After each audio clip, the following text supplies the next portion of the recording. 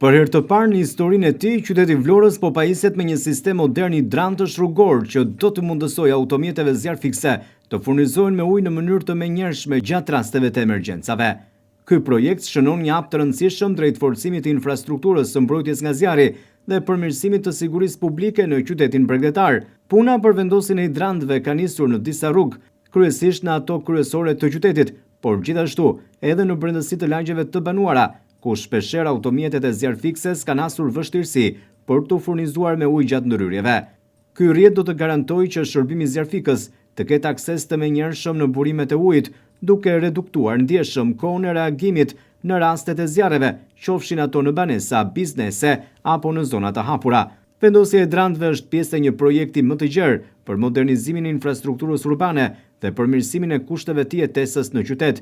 Sipas planit, hidrantet kanë nisur të vendosen dhe do të vijojë procesi zbatimit në pikat strategjike përgjatë rrugës transballkanike, bulevardit Ismail Qemali, në zonën e Skelës, në lagjet 24 Maj, Kushtrimi, Pavarësia, si dhe në segmentet që lidhin qendrën e qytetit me zona turistike.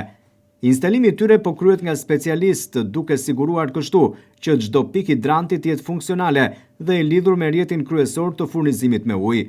Përveç rritjes së sigurisë, projekti synon të ulë dëmet materiale dhe rreziqet për jetën e qytetarëve që shkaktohen nga vonesat në ndërhyrje. Vlora, e cila gjatë verës përballet me temperatura të larta dhe një fluks të shtuar vizitorësh, ka nevojë për masa të tilla parandaluese për të përballur me emergjencat që mund të lindin.